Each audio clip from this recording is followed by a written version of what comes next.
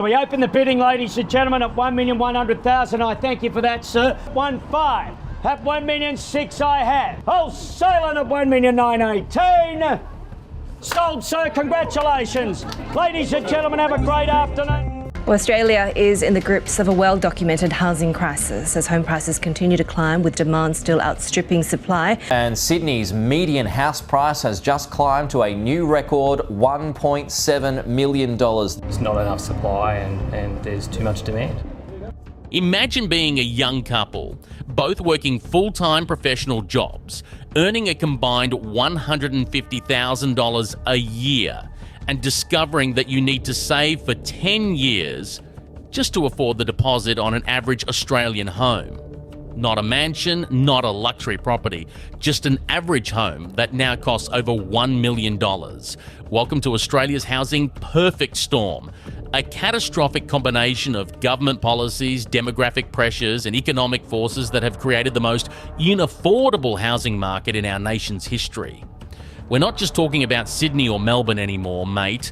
The average home across the entire country, including regional areas, apartments, and everything in between, has smashed through the $1 million barrier for the first time ever. This isn't just a housing crisis anymore. This is a complete destruction of the Australian dream, where working families are being priced out of home ownership forever, while government policies designed to help first home buyers are actually making the problem worse. We're witnessing the creation of a permanent renter class, trapped in a system where landlords hold all the power and families pay record rents for the privilege of never owning anything. The most infuriating part? The government knows exactly what's causing this disaster. But instead of fixing the real problems, they're pumping even more demand into an already overheated market. It's like trying to put out a bushfire with petrol, and Australian families are getting burned.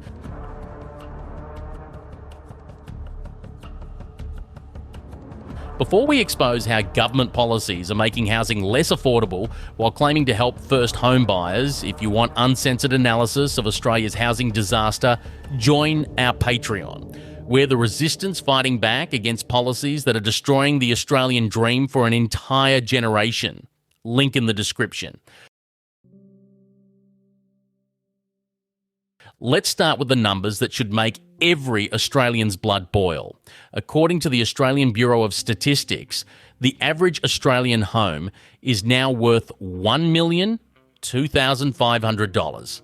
That's not Sydney, that's not Melbourne, that's the entire country, including regional towns, apartments, and every type of dwelling you can imagine. The toughest market I'm finding for buyers are the low-income first home buyers. Sydney leads the pack at $1.2 million for the average home, making it the second least affordable city in the entire world. Only Hong Kong is more expensive, and that's a tiny island with 7.5 million people crammed into a space smaller than Tasmania. But here's what really shows how broken this system has become. Australian homes now cost double what they cost in the UK and are 31% more expensive than Canada. We're talking about a country with some of the most abundant land on earth being more expensive than crowded European nations. The rental market offers no escape either. Rents have exploded by 36% since COVID, adding an extra $171 per week to the average family's housing costs. In Sydney, the median rent is now $773 per week. That's over $40,000 a year just for the privilege of living in someone else's property. Housing affordability is now at the worst level it's ever been recorded. Whether you want to buy or rent, Australian families are being forced to hand over a record share of their income just to keep a roof over their heads. It now takes the average family 10 years to save a 20% deposit for an average home.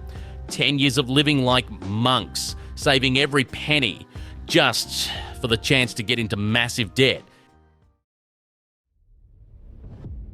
Just while we're on broken promises, you'll be well aware that during our cost of living crisis and our housing crisis, Labor has allowed our immigration numbers to reach record levels. Here's the elephant in the room that politicians refuse to address honestly.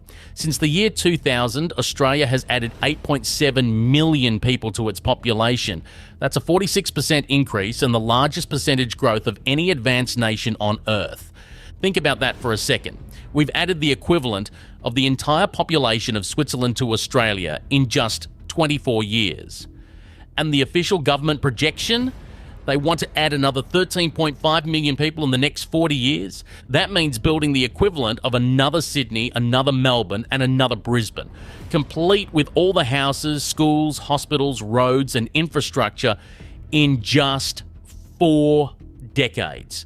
It's not just impossible, it's insane. Every single one of those 8.7 million new residents needs somewhere to live. They need housing, and we simply haven't built enough to accommodate them. The construction industry is already at breaking point, with costs up 40%. Since the pandemic, record bankruptcies among builders and massive skilled worker shortages. We're currently tracking 30% below Labor's already fantastical target of 1.2 million new homes.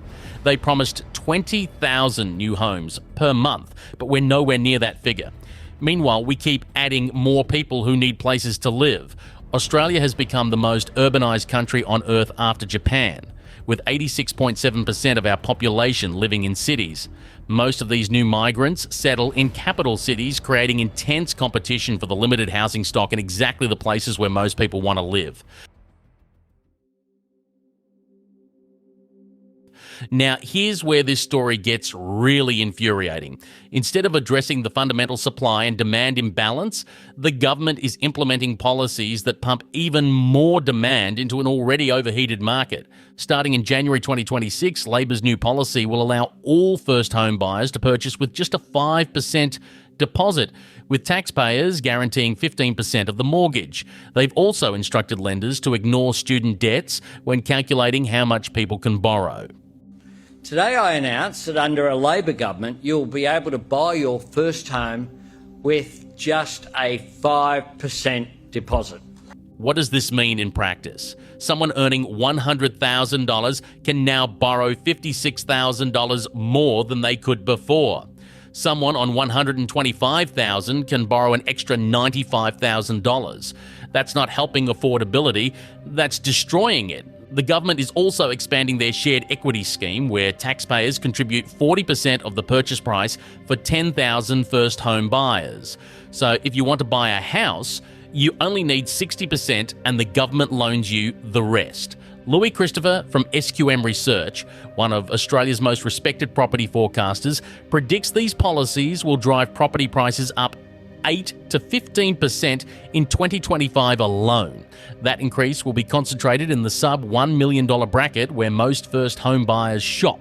Think about the madness of this. The government claims they're helping first home buyers, but their own policies are predicted to make homes 8 to 15% more expensive.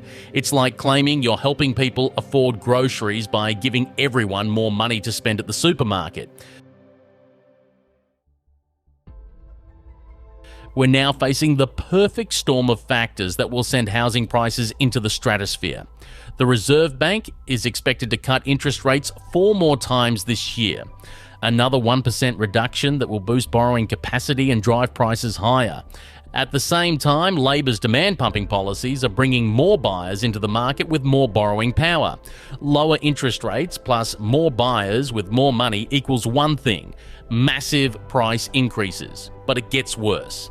Labor's proposed unrealised capital gains tax on superannuation is going to push high net worth individuals out of super and into property investment. More investors with more money chasing the same limited housing stock. The construction industry can't respond to this demand because they're dealing with 40% higher costs, skilled worker shortages, and record bankruptcies. We've got massive demand increases hitting a supply system that's already broken. Meanwhile, the social housing system that used to provide a safety net has collapsed. Australia now has just 4% of housing stock in social housing, well below international standards. The wait lists are massive, and people who can't afford private housing are being tipped into homelessness. Australia has become an international embarrassment when it comes to housing affordability. We're now the second most expensive country in the world for housing, behind only Hong Kong. Our homes cost twice as much as the UK and 31% more than Canada. Sydney is the second least affordable city globally, and we're rapidly approaching world record territory for housing unaffordability.